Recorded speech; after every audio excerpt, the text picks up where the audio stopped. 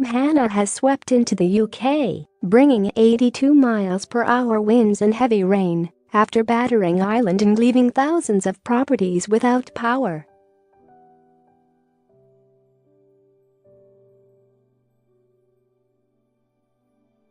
A yellow wind warning covering Wales along with central and southern England is in force until 3 p.m. amid the threat of disruption to transport networks and power cuts.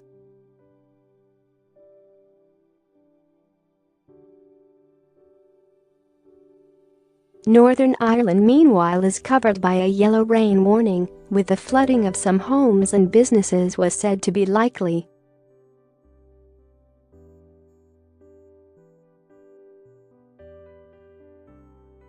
Powerful waves have been spotted crashing into Blackpool's North Shore, trees lie strewn across roads in Bath, Somerset, and tents and trampolines have been seen taking off in the powerful gusts across the country.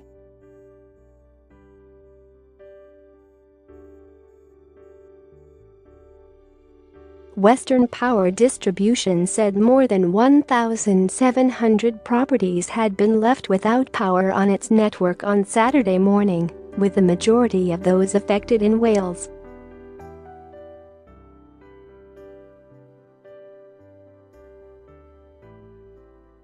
But the Republic of Ireland took a serious beating from this storm, with 25,000 properties losing power by 10 a.m. on Saturday, which has been attributed mainly to trees falling on overhead lines as a result of the high winds.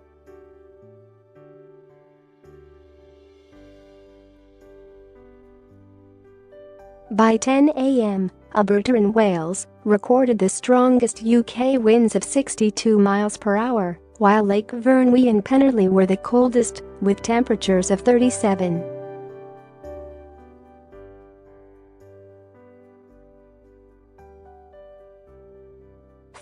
But as Storm Hannah, which is currently centered over West Yorkshire, moves eastward, the weather is set to become drier and brighter in the coming days, though it won't compare to the sunshine we saw on Easter weekend.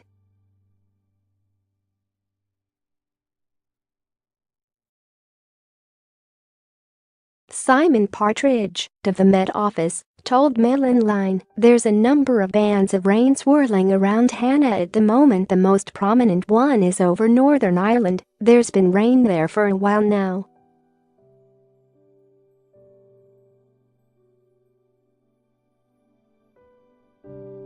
Northern Ireland and Western Wales really bore the brunt of the rain so far. In the last 6 hours we've seen 26 millimeters of rain across Capel Curig in Wales, and also 20 millimeters over Catesbridge in County Down, Northern Ireland, and that's expected to carry on for a few hours yet.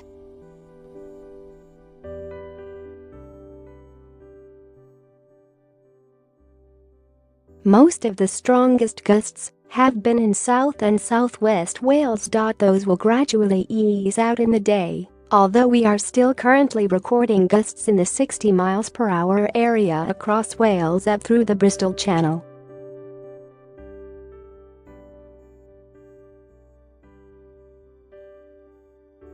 Transport for Wales said storm damage on the Conwy Valley line meant buses were replacing trains between Llandudno Junction and Blaenau Festiniog.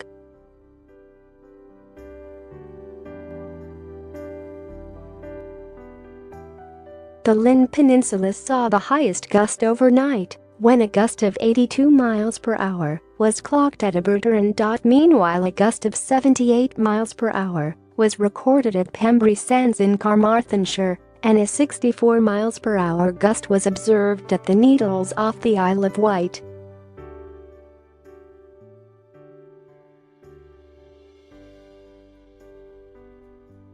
Forecasters said the highest winds were expected in exposed coastal areas, although gusts could reach up to 50 miles per hour as the storm moves inland.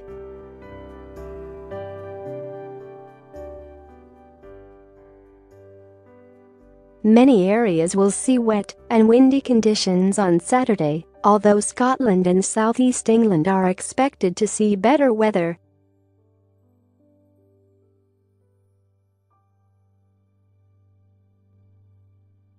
However, temperatures are only expected to reach between 48°F and 53°F, much lower than the 79°F heat seen over the Easter weekend.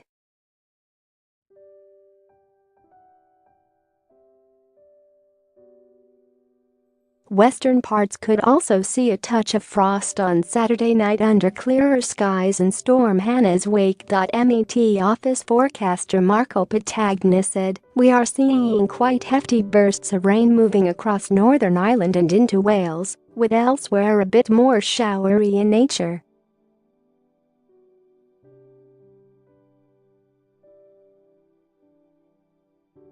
There are also quite lively gusts of wind, certainly for the UK, between 70 to 80 miles per hour, and the highest at a Britian of 82 miles per hour at around midnight.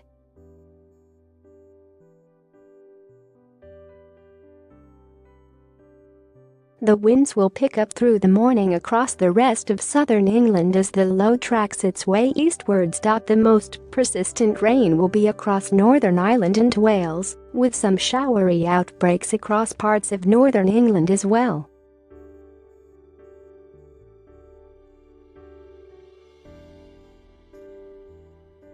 Named by the Irish Weather Service Met-Air and Storm Hannah barreled into Ireland's southwest on Friday. ESB Network said on Friday night that strong winds had caused damage to the electricity network, affecting approximately 10,000 homes, farms and businesses, predominantly in counties Kerry and Cork.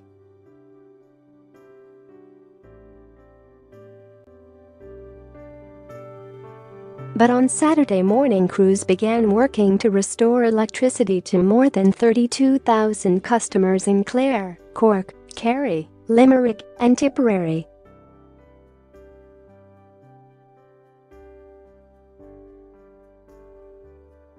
A spokeswoman said the damage was mainly attributable to trees falling on overhead lines as a result of the high winds. More than 25,000 properties remained without power at 10 a.m., but the company expected to have power restored to most customers by Saturday evening.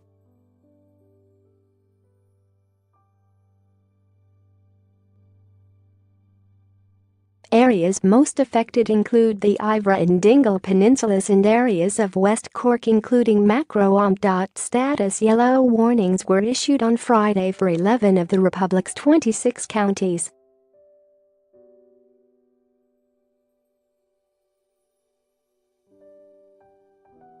A red level warning was issued for counties Kerry and Clare in the southwest of the country. Met said that very windy conditions would continue on Saturday morning before easing.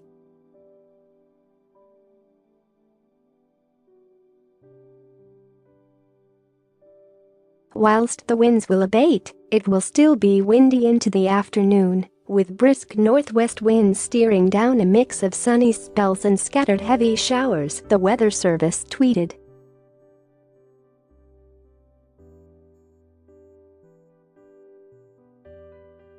But the storm is expected to clear up just in time for the London Marathon on Sunday, with temperatures around 52°F earlier on, possibly rising to 61°F in the afternoon.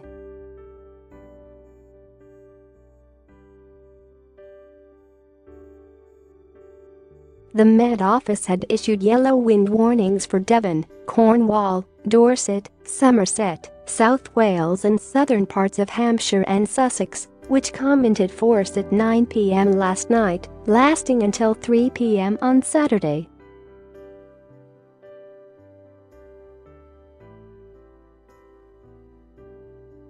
Officials have warned there could be travel disruption, power cuts and flying debris around coastal areas. Surfers were urged not to attempt to ride the terrifying 26-feet-high wave known as the Cornish Cribber, due to reappear this weekend, as it could prove fatal in such stormy conditions.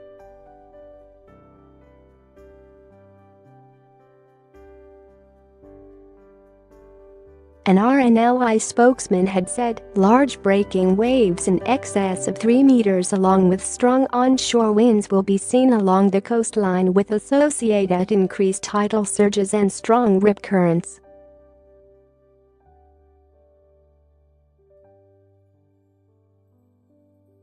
It is likely that any lifeguard-patrolled beaches will be red flagged. Anglers, coastal walkers and those taking photographs are reminded to keep a safe distance from the water.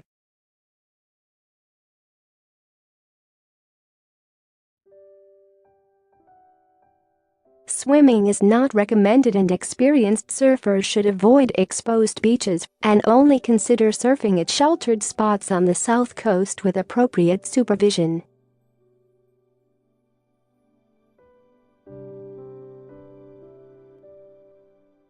This is the first time the Met Office or its Irish partner Met Éireann has had to name an April or May storm since naming storms began in 2015.